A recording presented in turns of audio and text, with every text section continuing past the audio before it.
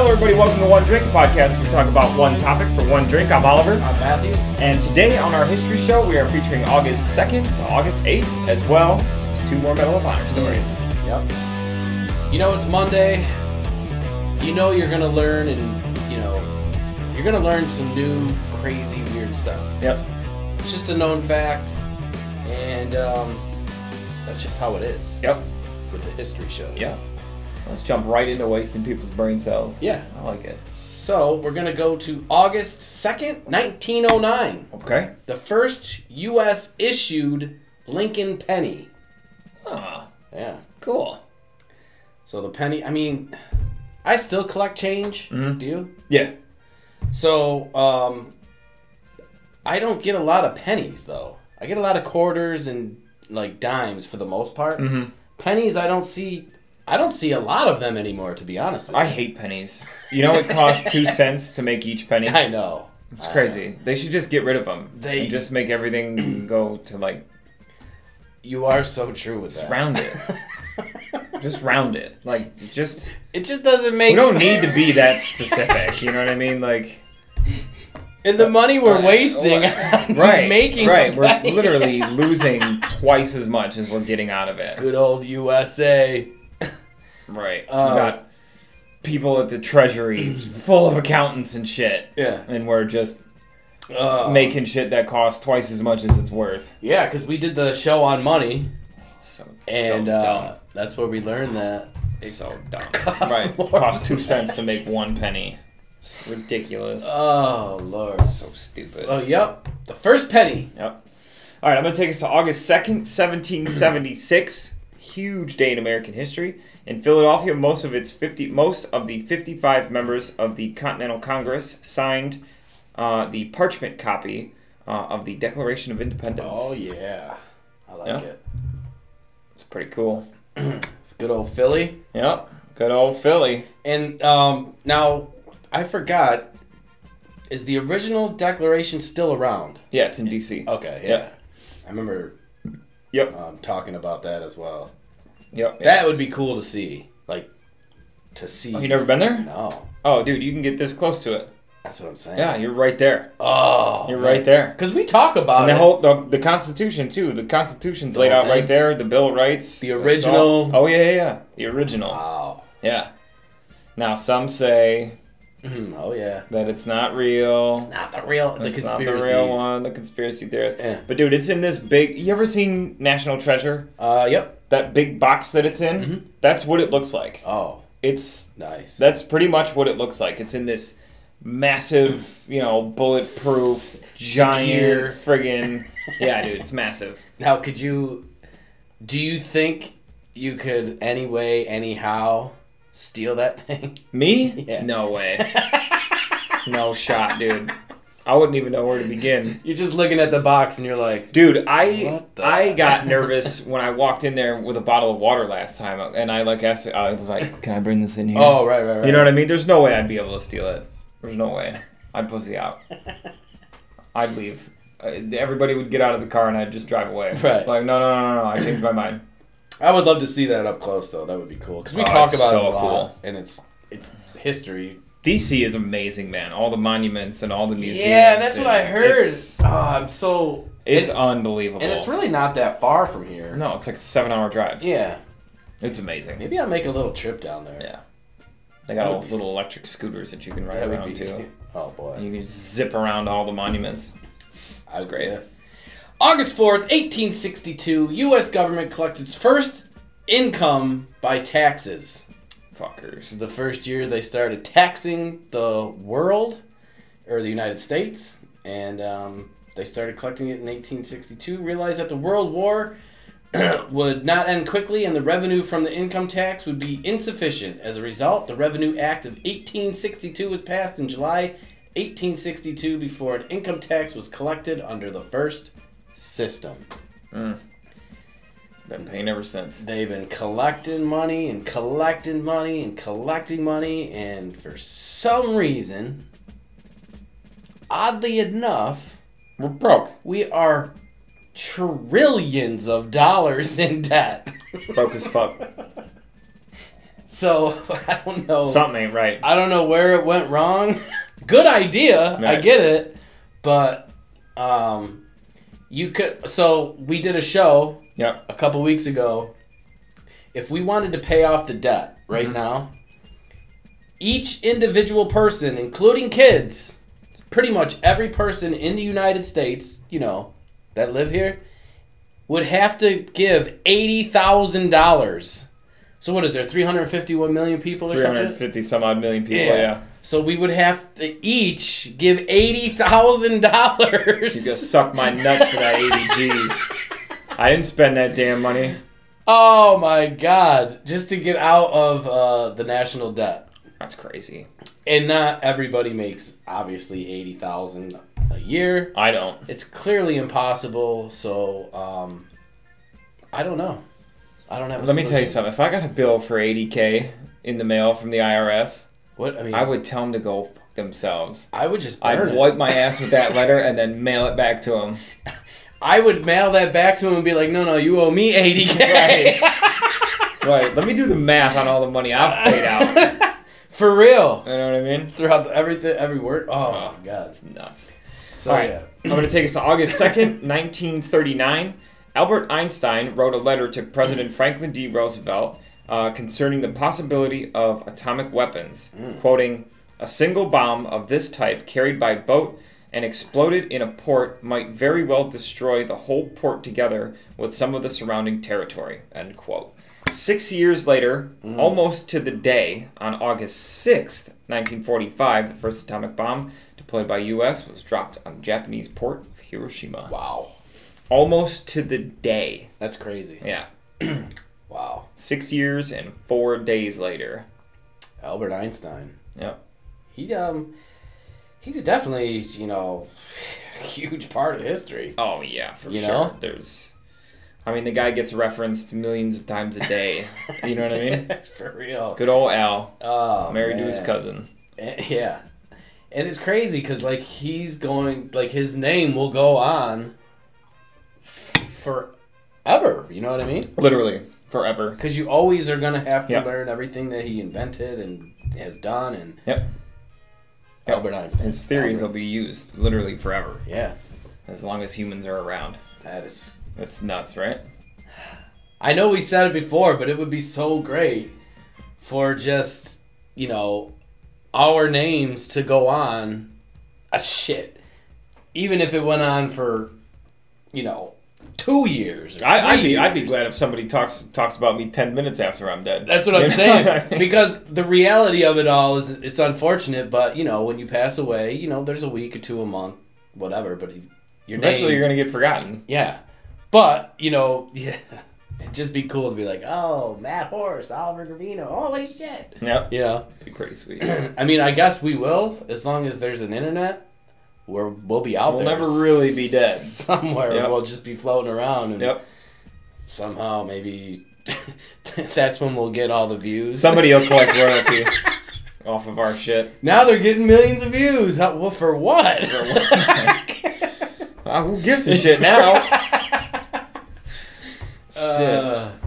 August 7th, 1820.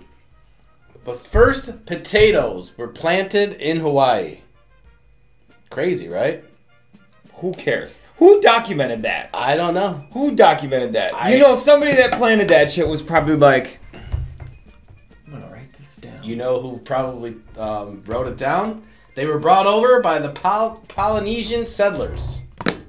Somebody wrote it down. Yep. So basically it's for like, obviously Hawaii's an island, so they didn't have a lot of food at the time. So that was one of the first of several planted for food and all that. It's pretty cool though. But they did record, you know, potatoes. Yep. So Hawaii would never be the same. Pretty sure they'd be the same. If it wasn't for these potatoes. For the potato, pretty sure it'd be exactly the same. Probably. Except without chips. You know what I mean? Or fries. So, you know I had to bring that up. Of course. So, let's get into some Medal of Honor. Yeah. All right, I'm going to start us off with Bobby E. Brown. Bobby Brown. I like it. U.S. Army, World War II. He commanded Company C, 18th Infantry Regiment, on October 8th, 1944, when it, with the Ranger Platoon of the 1st Battalion, attacked Crucifix Hill, a key point in the enemy's defense in Aachen, Germany. Aachen. That'll work. We'll go with that one. As the leading rifle platoon assaulted the first of many pillboxes studding the rising ground, heavy fire from the flanking emplacement raked in. An intense artillery barrage fell on the American troops, which had been pinned down in an exposed position. Seeing that the pillboxes must be neutralized to prevent the slaughter of his men, Captain Brown obtained a pole charge and started forward alone toward the first pillbox, about 100 yards away. Hugging the ground while enemy bullets wiped around him, he crawled and then ran towards the aperture of the fortification, rammed his explosive inside, and jumped back as the pillbox and its occupants were blown up. Wow. So, again, we're hearing about these guys just, running at these... The enemy. Literally running at them, straight at them. And this guy blew this one up. Okay, so he rejoined the assault platoon, secured another pole charge, and led the way toward the next pillbox under continuous artillery, mortar, automatic, and small arms fire. Damn. He again ran forward and placed his charge in the enemy fortification, knocking it out. So now he's got two of them that he's run at and blown up. Man. He then found that fire from a third pillbox was pinning down his company, so he returned to his men, secured another charge, and began to creep and crawl toward the hostile emplacement. With heroic bravery, he disregarded opposing fire and worked ahead in the face of bullets streaming from the pillbox. Finally, reaching his objective, he stood up and exerted the explosive, silencing the enemy. Damn. He was wounded by a mortar shell but refused medical attention and, despite heavy hostile fire, moved swiftly among the troops, realizing the need for exhorting and instructing them in subduing powerful opposition. Later, realizing the need for information of enemy activity beyond the hill, Captain Brown went out alone to do surveillance. He observed possible routes of enemy approach and several times deliberately drew enemy fire to locate gun placement. So the guy's literally sticking his neck out just to figure out where he's getting shot from so he can figure out where people are. He's a one-man show. Twice more on this self-imposed mission, he was wounded, but he succeeded in securing information which led to the destruction of several enemy guns and enabled his company to throw back two powerful counterattacks with heavy losses. Damn. Only when Company C's position was completely secure did he permit treatment of his 3 wounds.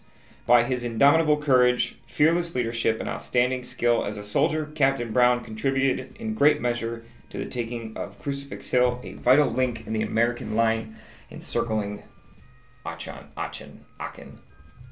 That dude was crazy. Crazy. Yeah. Crazy. He's running up to these freaking pillboxes and shoving explosives in there, and he just keeps doing it. Yeah. Keeps getting hurt. No, I'm going to go do some reconnaissance. And that's a common thing that that we hear about. Yep. They refuse to go down. Yeah.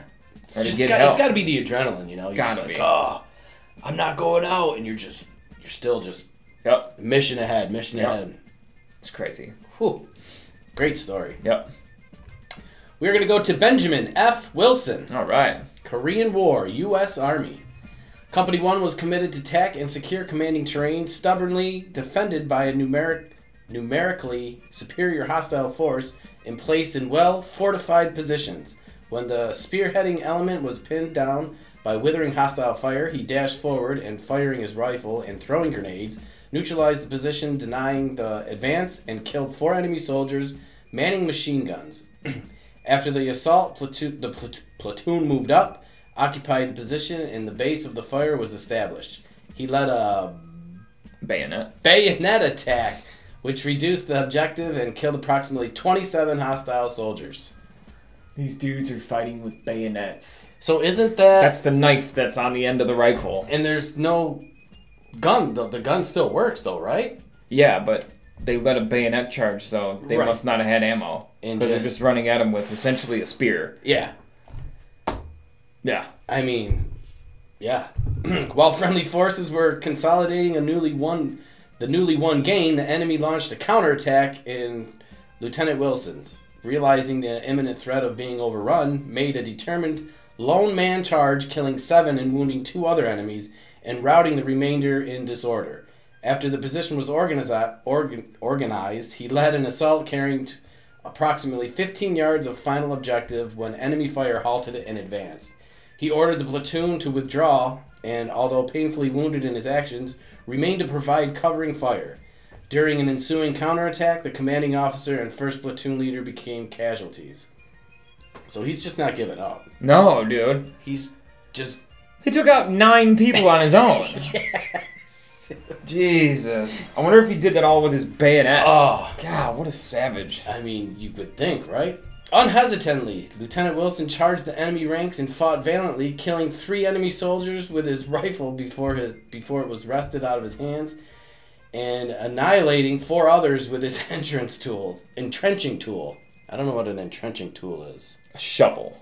That's it. Yeah. Okay. A shovel. So, bayonet, guns. I mean, the dude doesn't use guns. Shovels. He just uses Picks. Like, everything but. it's crazy. Yeah, an entrenching tool. It's like one of those little shovels that they use to dig a trench. And there's like multiple uses with it, Yeah. I guess. Yeah. But it's a shovel. It's a shovel. It's, you know. So he went and he just killed 3 more people with a shovel. Yeah. After killing 9 with a bayonet. Oh, his courageousness, delaying actions enabled his comrades to recognize and effect and order withdraw. While directing evacuation of the wounded, he suffered a second wound, but elected to remain in position until assured that all men had reached safety. Lieutenant Wilson sustained valor and intrepid actions reflect utmost credit upon himself and uphold the honored traditions of the military service. Dang. So This dude, man. Shovels, bayonets, guns. Yeah. Man. Yep. And he stayed until every man Got out. was safe. Yep. So Same thing, you know, with this one too. You know what I Yeah. mean? Just wounded to all shit, and it's just like, no, go, You're go, coming go, with go, me. go, You're go, coming go. with me. Yep. Yeah. It's crazy. So yes, another 2 great stories. Yeah, They're all these great. people are just incredible. I know we literally say that every single week. Yeah. But like, I can't express it enough. Like how much we admire these people. And it's funny too because like you think, you know, since we've done like what 20, 30 of these maybe. Oh, easy. Combined. Yeah. And we think that like we hear everything that there is. I mean, this dude didn't even use a gun. He used bayonets and a shovel. Right. And those actions just alone caused, you know, the mission to be complete. Jesus. Yep. So It's nuts. Whew. Nuts. Crazy. Yep. But anyways, guys, don't forget you can check out all these history shows every Monday, our full-length shows every Wednesday, as well as a new reaction video every single week. You can follow us both on Facebook and YouTube at One Drink Podcast and listen to us on all major platforms. Yep. And don't forget, guys, please click on that sub button. Yeah. And if you're already subbed, Share it with one person. with one person, one share. That's it. That's it. One drink, one podcast, one share. One share. I like it. I like it. It's perfect. But anyways, until next time, guys. See ya. Cheers.